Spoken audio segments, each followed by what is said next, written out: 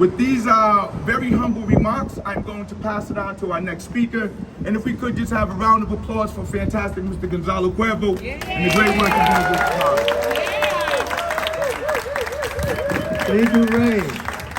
I want to thank you, Ray. I want to thank everybody who's joined us, members of the community, elected officials, but especially Ray, because Ray has been a fighter not only for community, but also building that intersection between arts, culture, and the Providence economy in his work in the Providence Cultural Equity Initiative, particularly telling stories about our African and Indigenous heritage, which is incredibly rich, which is the other 50% of our colonial history that nobody really talks about.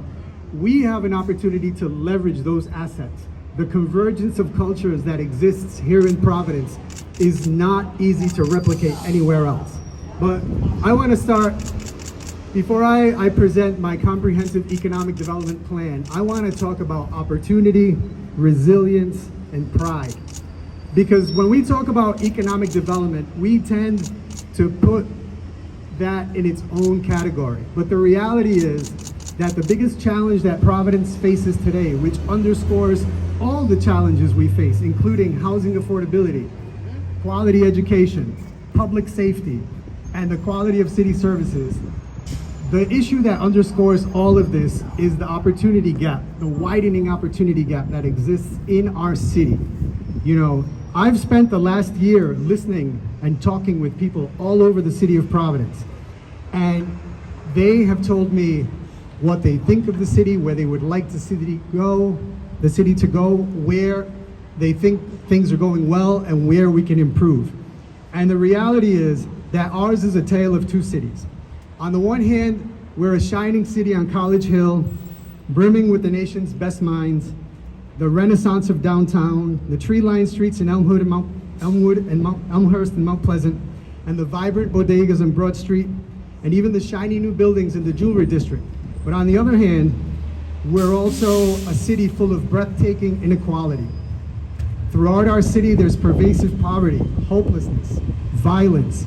There are people working 2 or 3 jobs just to pay rent, surviving off the gig or informal economies. We're parents struggling to help our kids get through another school year. Seniors aging alone in sealed high-rises. We are, in many ways, living the consequences still of decisions made decades ago. The very soul of Providence, of our city, and our future is at stake. That's why my campaign isn't about the next 4 years. It's about the next 4 generations in Providence. I'm running for mayor because I believe in Providence, I believe in our city's potential, and I believe in its people. The time is urgently upon us to transform our city, reduce inequality, improve quality of life, strengthen relationships, solve these problems, and bolster the economy. That's why when we speak of economic development, we need to speak of all types of initiatives, ranging from the quality of our schools, to the affordability of our housing, to the safety of our streets.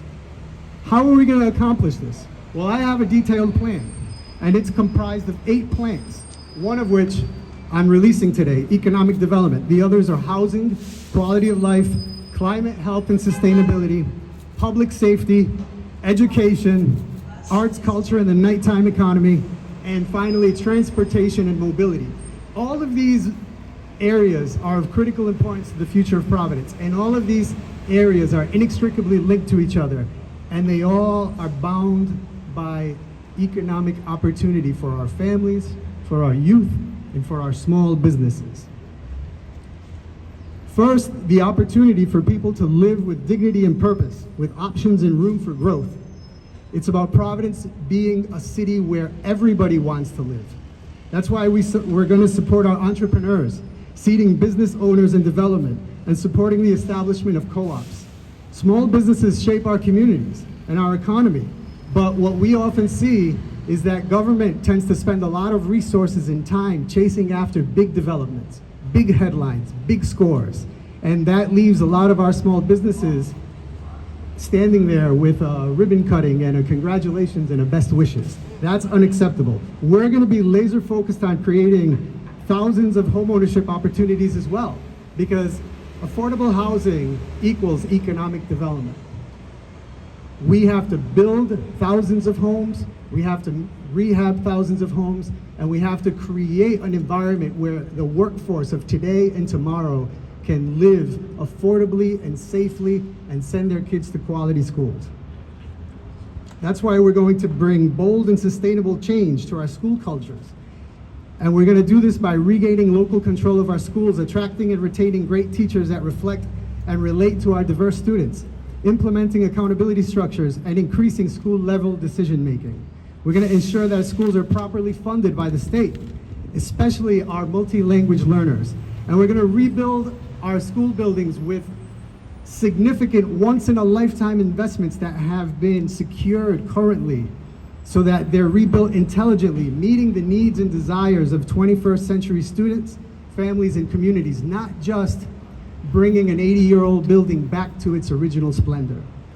And the other thing we're going to do is we're going to rebuild and strengthen trust between the men and women of our police department and the people they serve by making public safety more effective and more accountable, but especially by investing in our neighborhoods and our youth to eradicate poverty and the conditions that lead to crime.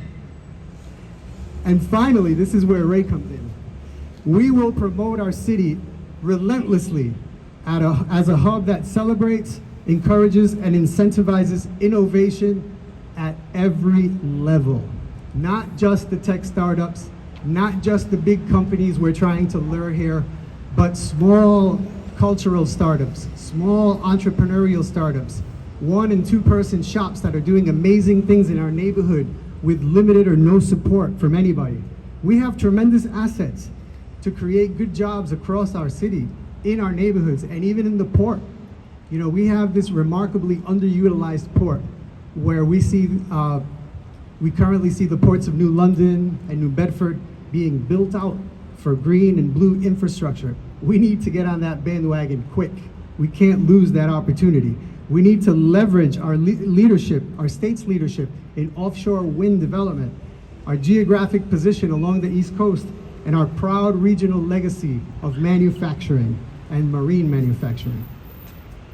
We're also going to celebrate and support every artist and creator in every neighborhood, understanding the critical role that arts, culture, and the nightlife play in shaping our collective identity and sense of place, and in lifting our economy. We will do this by making resources and support available to them when useful, and knowing when to get out of the way when necessary. As mayor, I'm going to lead a government obsessed with creating development and expanding opportunities where they have been none in the past, where people have been shut out and excluded, and where we can leverage our collective talent and diversity and sense of place to maximize Providence's economic, cultural, and more importantly, human potential. We're going to leverage experience and technology, hire competent managers, and hold them accountable to ensure that we're also delivering city services at the best possible level. We can no longer afford to fall behind in keeping our city beautiful, clean, and safe. We need to build pride in our city. We need to build resilience in our city, and this is how we're going to accomplish it. We're going to build a future that is sustainable and equitable, one that creates opportunities for personal development and the enjoyment of life for every resident in every neighborhood. And we're going to invest in future sustainability through green infrastructure to cool our neighborhoods, planting thousands of trees and reducing stormwater runoff, and developing the green justice zones to ensure that investments are directed to communities who have borne the brunt of industrialization. And we have to look inward too. We have to modernize a lot of our obsolete public buildings to make sure that they are energy efficient, and we lead by example. As mayor, I'm going to lead a government that prepares us all, from city workers to residents to business owners, for whatever next challenge may come, so that we may always emerge stronger. In recent years, much of the public conversation concerning Providence has centered around our shortcomings: persistent poverty, increases in crime, lack of affordable housing, missed economic development opportunities, and the like. While all these may be true, they're not exclusive to our city. Mid-sized cities across the country continue to grapple with these challenges, magnified to unprecedented levels by the pandemic. However, most mid-sized cities across the country could never compete with Providence's history, architecture, diversity, talent, arts and culture, and our world-class institutions. Cities our size across the country spend fortunes creating attractions, even building baseball stadiums, and developing compelling narratives in the hopes of generating the positive buzz and sense of place that is native to Providence.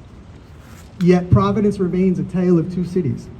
One oozes opportunity, culture, and beauty, and another is held back by inequity and often hopelessness. We're going to change this reality. We're going to build upon the work already underway to make our city greener, more sustainable, more beautiful, and equitable. We'll make sure that our streets are clean and safe and user-friendly for all. We'll celebrate our diversity, ensuring that our BIPOC communities are seen and heard and have a prominent role in reconciling our past, building the present, and envisioning our future. And we will take bold, unprecedented steps to ensure that Providence becomes a true source of pride for all its residents and the entire state. But none of this is simple.